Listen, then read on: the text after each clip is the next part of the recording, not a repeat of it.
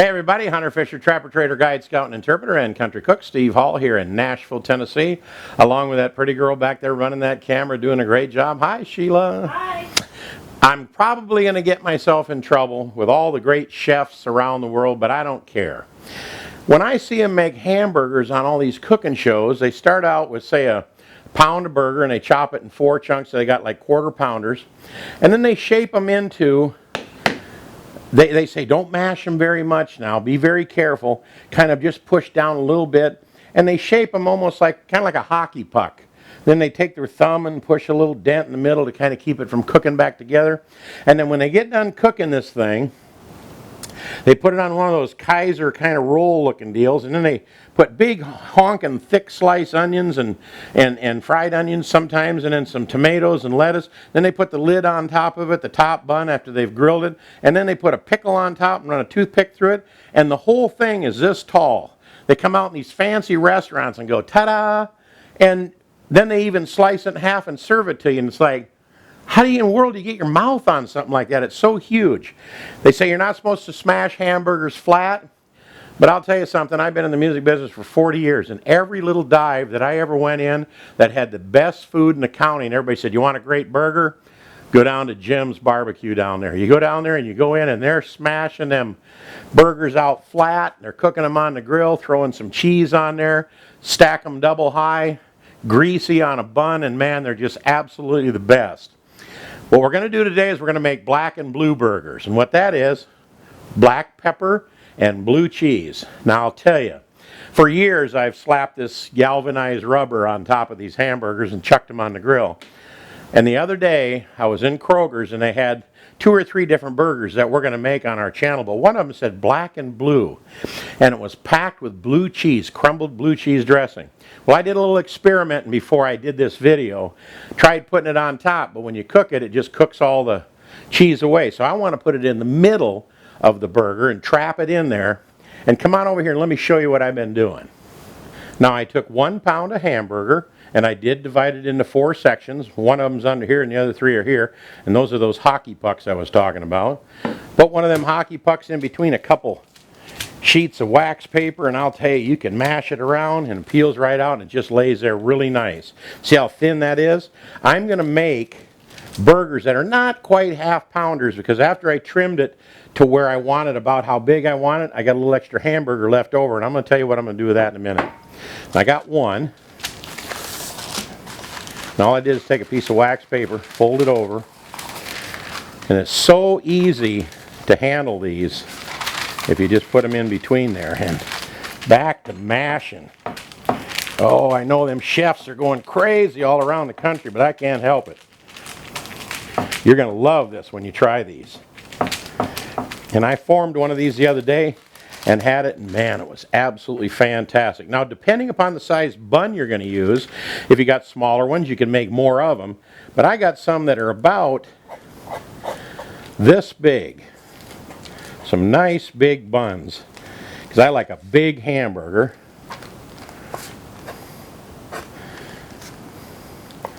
So you can shape out exactly how big you want it to be.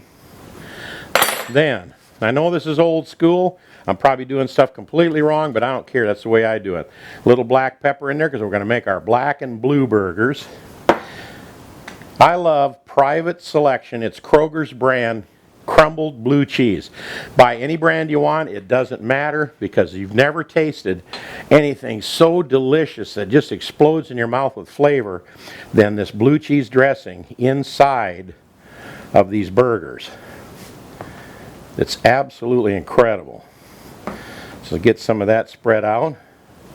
Now, because we have that other one done, and you want to stop them about a 1/4 inch from the edge or so. Now that we got this other one formed up real nice like that, we can just flop him right on top of the other one, and the wax paper peels right off like that. And look at there. Man, ready for the grill. Hit another, just a little, of course I really like pepper, but just another smidgen of pepper. All right. And let me do one more, and I'll be right with you. All right, I got another one smashed flat. And these are 1/4 pound chunks of burger that I'm doing this with, but then I'm shaping it to exactly that big burger that I'm going to make. There's one. Let me get the other one fired up here. What an easy way to handle them burgers is in between there like that. You're going to love this when you try it. Trust me, it's really easy. Just take a butter knife and just pull off however much you don't need.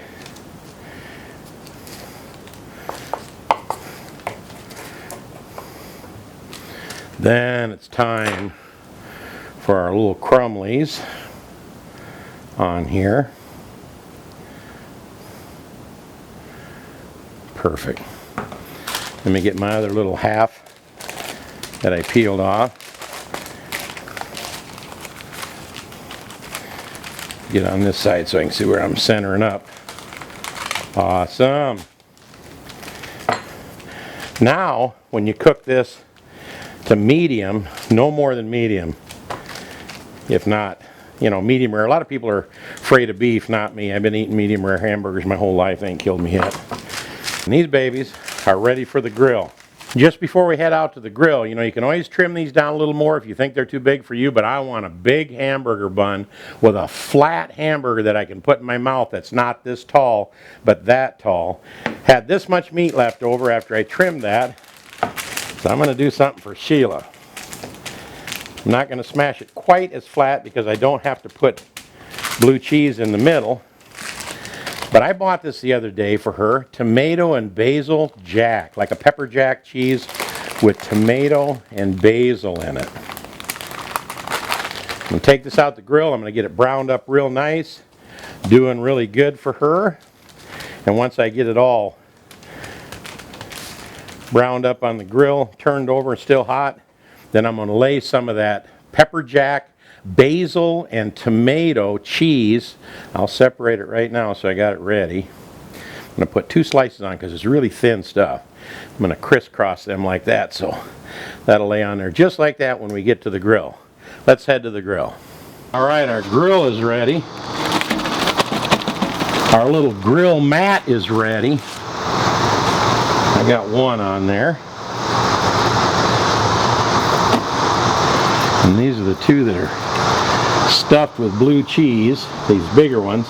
This one here is Sheila's, and when it gets done, we're going to put this cheese right here on top of it. So let's go ahead and close this down and get these black and blue burgers started.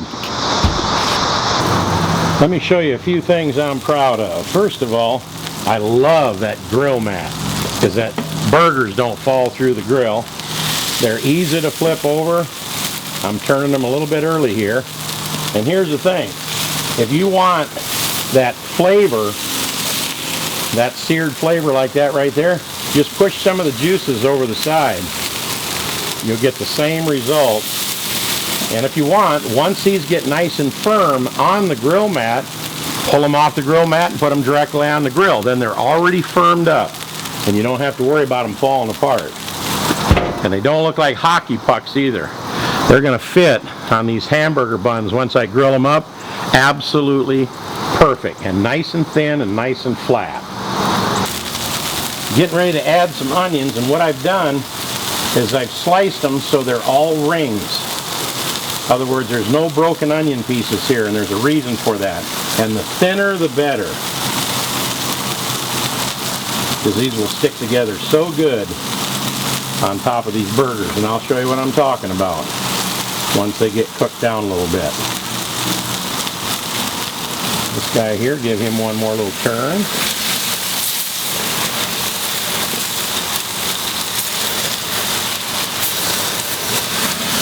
They're looking so good. You notice how they slide around? I should really have another fork over there to keep them from moving around. But let's cook these for a little bit and be right back. Time to add Sheila's cheese. Voila. Close her back down. And these are real close to how I like them. I'm going to give them another minute or two, but that's going to be close enough. I should mention the internal temperature of this grill is about 300 degrees. Look at this. I put that cheese on 60 seconds ago, so don't go very far once you plunk that cheese on there. And I'm going to pull these burgers as well. They're stuffed with blue cheese dressing. Oh, Lord. That look delicious? Fantastic. Now, you go ahead and run this juice over the edge. In fact, I can stir it into my onions just a little bit here. It's time to throw some of these babies on here. Some of these buns. Get them grilled up. And they're not going to take very long. In fact, I don't even think I'm going to close the lid on it. I'll check on them in just a second. Looky here. 2 minutes. It's about all you want to give those buns. Perfect. Look at that. Nice and golden brown. Get these up here. Aha! Now, these two I put on a little bit late. There's a couple tops to go to these other bottoms over here. So I'm going to leave them just a second. Yeah, see, they're not quite done yet. I'll get my onions over here a little more. Sheila just brought me a quarter stick of butter. And what I really love about this mat, now you can cook directly on your grill. If you're used to doing that, hey, just because I use these grill mats, that doesn't mean anything. But let me tell you, if you're not a real experienced griller and you just bought a new grill and you don't want your burgers to fall apart and you want them to look perfect and the juice run over the side and still give them that flavor, get one of these little $10 mats. They're at all the stores. They're all over TV. You can find them on the internet real cheap. And I'm going to get a little butter going in here, see if I can help these onions out. And check these buns. Perfect. Check this other one. Yeah, and I'll give him a little longer. And then I'm going to close the lid and I'm going to fire these onions up pretty good. That last bun got done just right. All our burgers are resting. I'm going to cap this and turn it wide open and let them go. See what happens. The reason I like to cook these onions to where they're all together is because when you put them on your hamburger, pieces of onion don't fall off. They all kind of string together. You can pile them on a burger, take a bite, and the rest of it just stays right on the bun. I'm not going to force you to watch me cook these the rest of the way here. So I'm going to close the lid and give them about another minute or two. And then we're going to see you back in the house with all these burgers. See you in a second. We're just back from the grill with our black and blue burgers, and of course Sheila's little specialty over here. Come on over, let's take a look at these. See, these are nice and smashed flat. They're not hockey pucks like all those big chefs make. This is what I like. And we're going to put these on these grilled burger buns in just a second. But I want to show you something interesting. You know what these are? These are green tomatoes. I was doing a fried green tomato recipe. In fact, it's already on our channel. And I bought 3 real nice big green tomatoes at Kroger's. And the thing that I love about this is these ripened at the house. And when I sliced one of them up the other day, man, and this is where me and Sheila part ways. She likes nice thick, you know, like a big honking thick slice of tomato. I don't. And look how wonderful and firm these tomatoes are. If you're looking for a nice tomato that doesn't fall apart, buy green tomatoes at the grocery store. They might be a little more expensive. And then let them ripen at the house. And look how firm they are. I was really blown away with how wonderful that is. Isn't that terrific? Way more firm. Everything else, juice and chunks and seeds fly out, but not these green tomatoes. And they're just bright red ripe. And here's why I like them nice and thin. Because when I get my burger ready to put on there, and I'm going to use my fingers because I just came in from there. Look how perfect that fits. Then I can use these nice thin tomatoes and I can cover the whole burger without a big thick chunk on top. Then I can take some of these little thin cooked onions that won't fall off the bun because I cooked them when they were still together in little rings.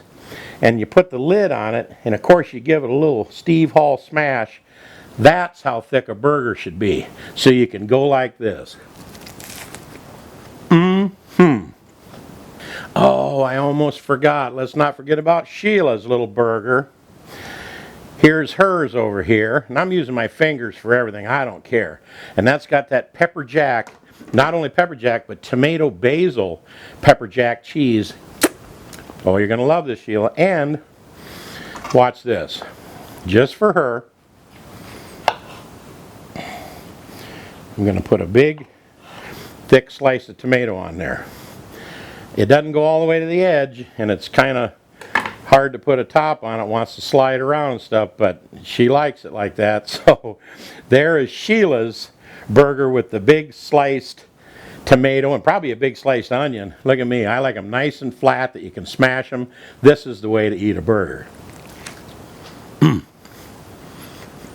The blue cheese inside of here is absolutely phenomenal.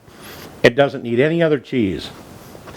And there you have it, Black and Blue burgers. They're just absolutely to die for when you put that blue cheese crumbled in between them two real mashed out flat patties, and they shrink right up perfect. They don't turn into those $20 hockey pucks that those rich chefs make in those fancy restaurants. You get a nice flat burger that you can really bite if you'll slice your tomatoes and your onions real paper thin like I do. Here's the button over here. She's laughing at me. Here's the button over here that you click on if you want to subscribe to our channel. It's Shotgun Red's face. If it hasn't popped up yet, it will soon. Over here will probably be another recipe in just a second. Click on that. And we hope you subscribe to our channel. That's over on this side. And you can make some more great recipes like this with us. We do this because we hope you enjoy it. And are these the best black and blue hamburgers you ever ate? If they ain't, they ought to be. This is Steve and Sheila saying we'll see you next time. Say good night, Sheila. Good night, Sheila. Bye-bye for now.